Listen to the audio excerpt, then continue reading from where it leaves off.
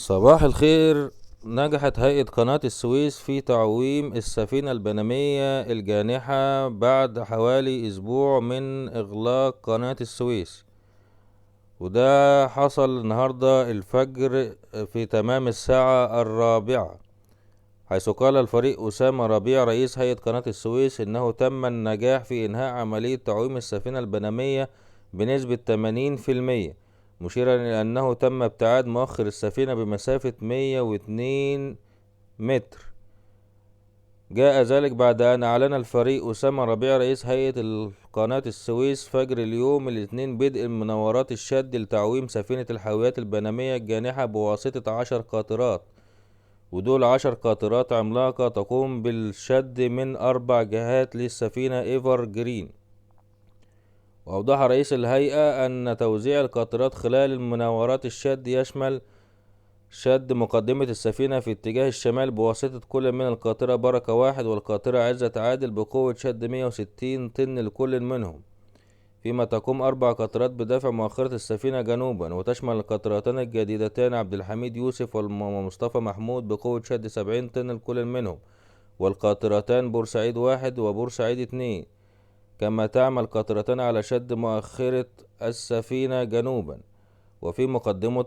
المقدمة ليهم القاطرة الهولندية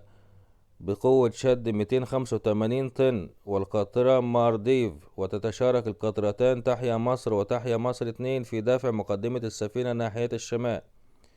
والكلام ده حصل بعد أن وصلت القاطرة الهولندية للمشاركة في جهود الإنقاذ وتعويم السفينة ضمن عملية تعويم السفينة من الشركة البنمية.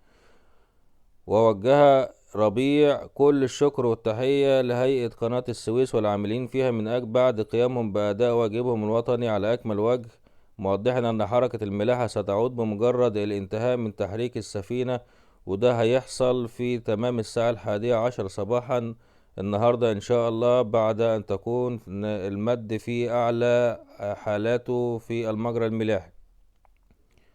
وأوضح أنه سيتم مواصلة العمل على مدار 24 ساعة لإنهاء مرور السفن المتوقعة، لافتا إلى أنه سيتم قطر السفينة البنمية إلى منطقة البحيرات. كمان استجاب الموقع العالمي لتتبع السفن لصور جديدة للسفينة، وظهرت أن السفينة اتحركت من مقرها، ومن المقرر أن تستأنف المناورات مرة أخرى مع ارتفاع منسوب المياه إلى أقصى ارتفاع له في الفترة من 11 ونصف صباحا ليصل إلى 2 متر، بما يسمح بتعديل مسار السفينة بشكل كامل لتصبح بمنتصف المجرى الملاحي. كما طمأن الفريق ربيع ووجه رسالة طمأنة للمجتمع الدولي باستئناف حركة الملاحة مرة أخرى في القناة بمجرد الانتهاء من تعويم السفينة بشكل تام، وتوجيه التحية لكل العاملين.